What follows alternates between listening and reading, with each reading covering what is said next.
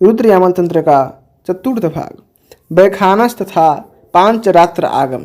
यह आगम परंपरा यहीं समाप्त नहीं हो जाती है, अपितु शिव शक्ति के अतिरिक्त वैष्णव, सौर और गाणपत्य आगम भी बहुधिया प्राप्त होते हैं।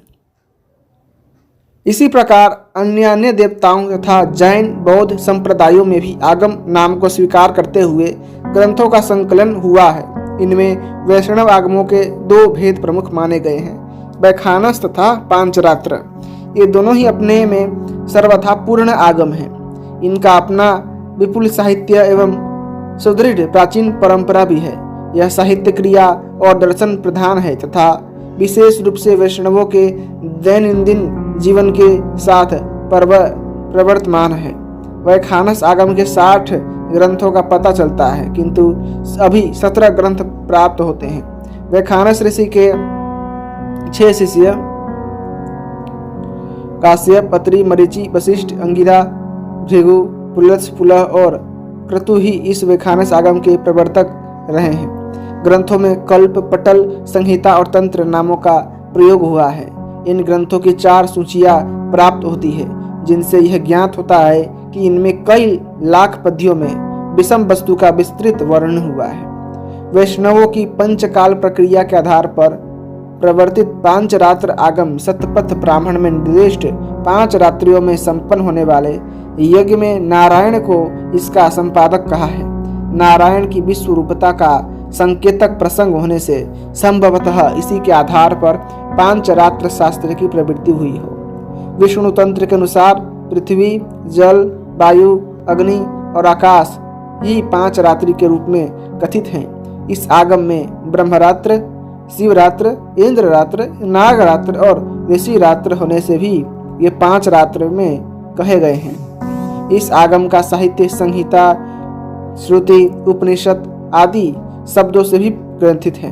वैसे भिन्न भिन्न ग्रंथों में पांचरात्र शब्द के अर्थ भिन्न भिन्न रूप से भी दिखाए गए हैं। वस्तुतः अज्ञान नाशन पूर्वक भगवान भगवदाराधन इसका मुख्य प्रतिपाद्य है।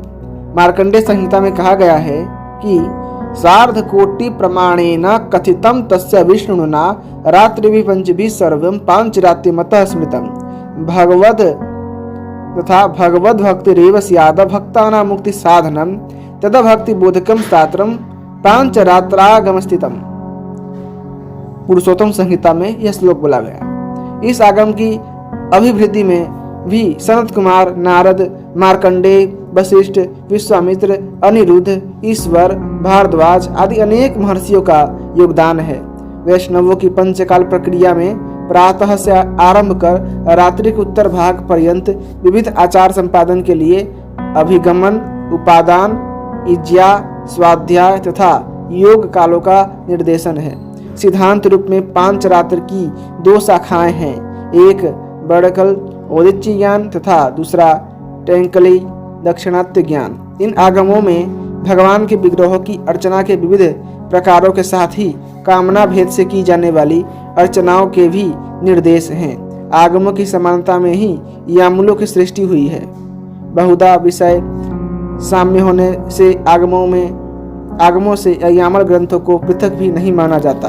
तथापि वक्त्री धोत्री भेद से यामलों की स्वतंत्र सत्ता और महत्ता शास्त्रों में प्रतिपादित है, जिसका समुचित विचार अग्रिम पंक्तियों में प्रस्तुत है। इसी के साथ श्री रुद्र यामल तंत्र का यह 4था भाग भी पूर्ण हुआ। यदि आपको श्री रुद्र यामल तंत्र की ये कथाएं पसंद आ रही हैं तो कृपा करके वीडियो को लाइक करें, चैनल को सब्सक्राइब करें और अपने दोस्तों के साथ इसे अवश्य शेयर कीजिएगा। धन्यवाद। जय श्रीमन नारायण। हर हर महादेव।